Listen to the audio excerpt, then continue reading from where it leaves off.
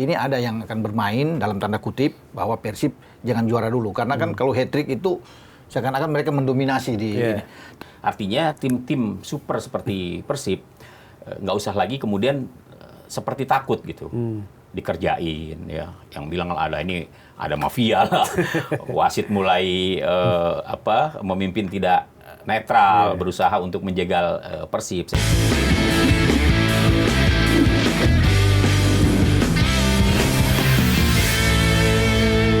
Yang paling penting pesan yang harus disampaikan ke para pemain Persib ya dari pelatih adalah mengingatkan kembali bahwa lo tuh pernah ada di atas, pernah hebat, punya selisih jarak yang cukup jauh, cukup signifikan, yang sulit untuk bisa dikejar. Nah sekarang situasinya sudah sama, ya harus dikembalikan lagi gitu bahwa lo harus bermain lagi seperti ketika kita sukses di peringkat pertama terus dengan jarak poin yang sangat atau cukup signifikan dengan pesaing-pesaing Persib Bandung. Jadi saya kira itu lebih kepada persoalan-persoalan non teknis yang menurut saya sekarang harus dibangkitkan oleh Boyan Hodak gitu. Kalau perkara teknis, oke lah. Hal yang menurut saya juga penting adalah bagaimana kemudian menentukan komposisi pemain ya pada saat menghadapi pertandingan yang sangat krusial di 5 pertandingan terakhir buat Persib. Gitu. Ya pemain seperti Andrew Jung pasti akan tetap diharapkan. Mudah-mudahan dia bisa fit terus begitu. Dan Ramon Tenki juga harus dikembalikan lagi gairahnya begitu kan. Dia sukses kok di Visaka ya ketika tampil di Liga Kamboja, tapi kok ketika bermain di Persib catatan golnya seperti berbanding terbalik begitu ya. Jadi saya kira ini yang juga harus diingatkan oleh goal getter Persib bahwa ya saya sepakat bahwa setiap pertandingan sekarang final bukan cuma buat Persib soalnya, buat Borneo juga begitu. Iya. Jadi dia harus melihat bahwa dua tim yang saat ini menjadi rival utama dari Persib ya, Borneo dan Persija itu semua melakoni laga-laga krusial ibarat final. Mungkin yang menjadi pertanyaan juga sekarang adalah materi seperti apa yang akan dimainkan oleh Boyan Hodak di saat mereka butuh poin kan, butuh menang melawan Bayangkara. Starting 11 seperti apa? Apakah mereka akan bertahan dengan seperti lawan Arema kemarin? Ya, dan saya pikir itu kemungkinan besar pemain seperti itu yang akan tampil kan, udah pasti ya akan bermain di sana. Ya terlepas mereka punya Teja dan kemudian ada Maulana yang kemudian main kan di bawah Mister, tapi di belakang itu mungkin saja tetap akan mempertahankan Matrikardi dan Barba. Ya walaupun punya ada Julio Cesar di sana kan.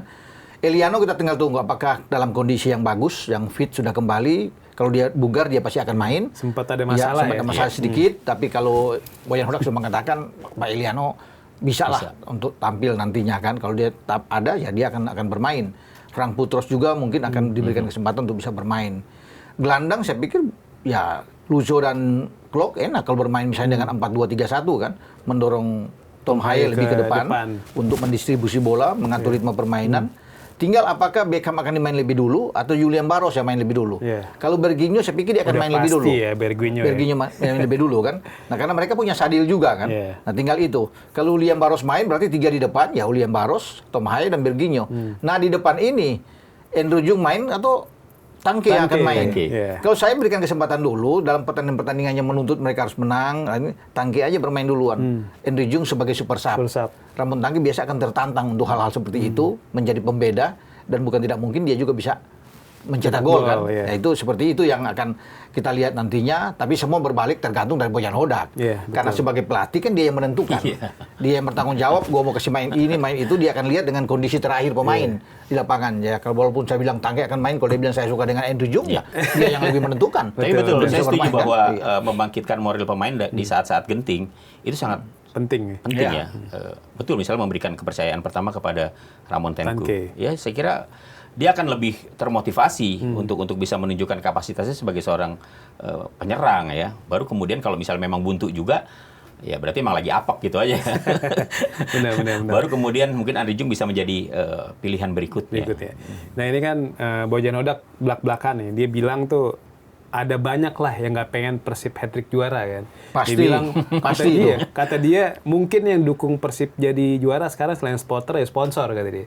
Kan di luar itu nggak ada yang pengen Persib juara karena kan kayak merusak image Liga Indonesia. Jadi Indonesia seakan-akan tuh jadi Liga Tani dengan dominasi Persib. Nah, dalam perjalanannya kan juga apakah Bung Ropan dan Mas Kesit melihat ada nggak sih upaya dari ya pihak-pihak tertentu lah menjegal upaya Persib menjadi juara lewat cara yang kontroversial. Semisal wasit bikin putusan kontroversial.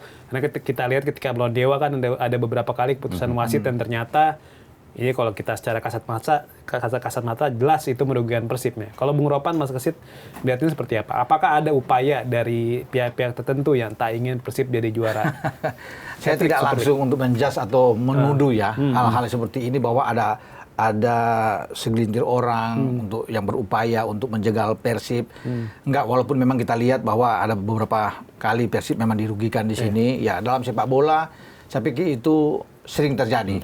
Ya, tapi mungkin Persib merasa atau Bojan Hodak merasa bahwa memang sering terjadi tapi jangan di kita terus lah. Misalnya seperti itu. Sehingga muncul ada orang bahwa ini ada yang akan bermain dalam tanda kutip bahwa Persib jangan juara dulu karena kan kalau hat-trick itu seakan-akan mereka mendominasi di ini.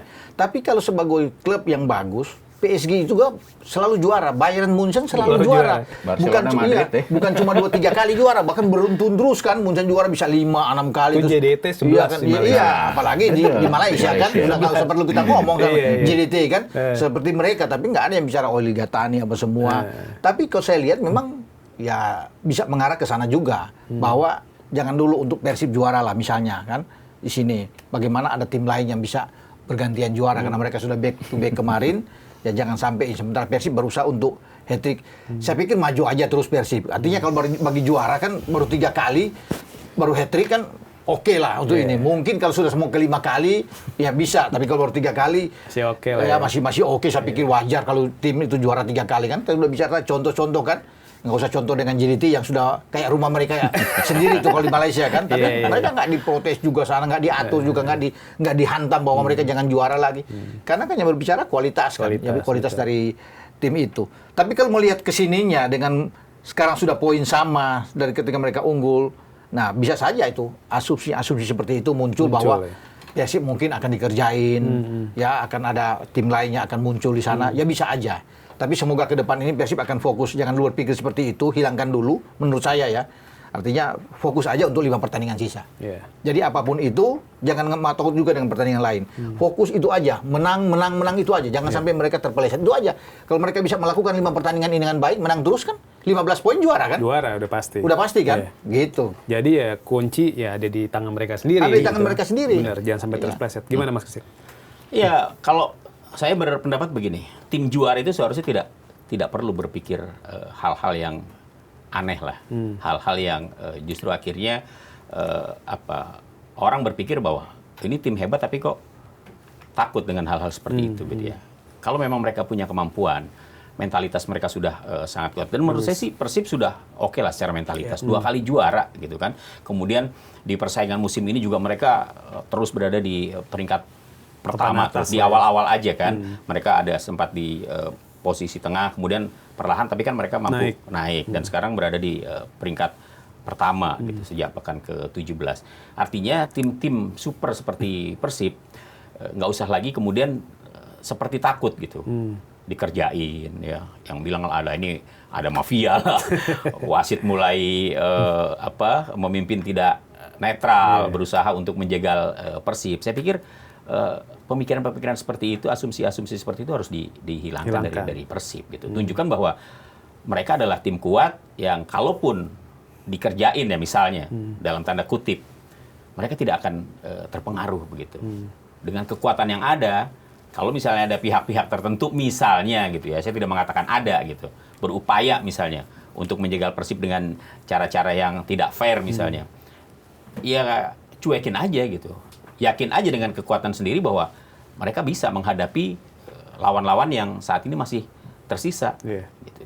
Karena nanti begini, saya khawatir kalau misalnya diletupkan, dimunculkan, wah ini kerjaan nih wasitnya gini-gini, ini membuat sepertinya menjegal Persib supaya tidak juara gitu kan.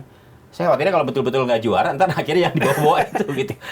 Balik ke situ lagi. Iya, jadi saya kira fokus aja gitu loh. Persib fokus aja bahwa mereka yakin mereka masih punya optimisme yang tinggi untuk bisa melewati 5 rintangan terakhir dengan meraih kemenangan dan kemudian menunjukkan dirinya bahwa mereka lah juara sejati. Betul. Itu sih yang menurut saya penting untuk ditanamkan kepada seluruh pemain Persib dan juga para bobotohnya. Yeah.